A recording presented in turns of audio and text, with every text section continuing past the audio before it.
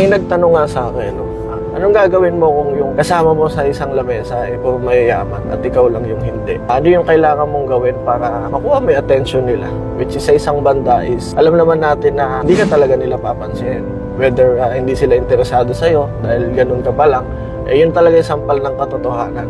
Pero may sikreto dyan para mapansin ka nila, para makuha nila yung attention mo. Siyempre, kailangan mo na mag-serve ka sa kanila. Mag-love language. So just like parang, ay ma'am, sir, kamusta po kayo? Ano po bang kailangan nyo? May kailangan pa po ba kayong kainin? I-offer ko. So something like that na para makuha mo yung attention nila. And then, lagi ka lang nasa gilid nila, nakabang ka lang kung ano yung kailangan.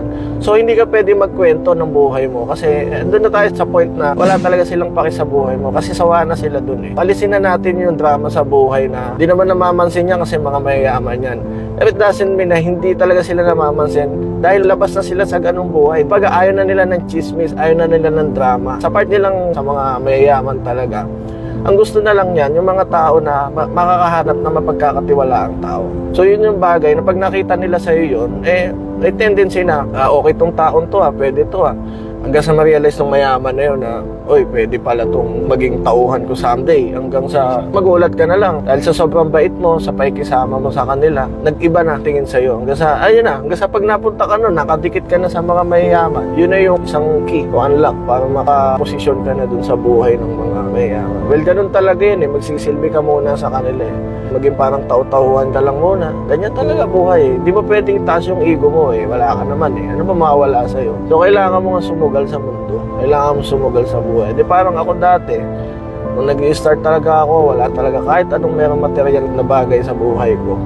It's isang alas ko lang sa tuwing umuwi yung mga tito ko galing from the US. Nandun lang ako sa tabi nila na nakikinig ako sa kwentuhan nila. Ano ba talaga ang buhay sa Amerika? Bakit parang ang gagarbo ng mga suot nila? Well, sa isang bagay, na-inspired ako sa buhay ko na sana someday maging ganun din ako. Maging kagaya ko rin sila na kahit kailan, anytime kung kailan nila gusto mag-travel, magta-travel sila. That's the reality of life Kailangan mo buksan yung isipan mo na magkaroon ka ng inspirasyon. Ma-inspired talaga. Alisin na natin yung drama talaga sa buhay. Hindi talaga nakakayaman yan So kung pinanganak ka mahirap, mamatay ka mahirap, kasalanan mo talaga. Kaya kailangan mong umalis talaga dyan sa comfort zone mo. Diba? Yun yung mga bagay, yung mga sikreto talaga.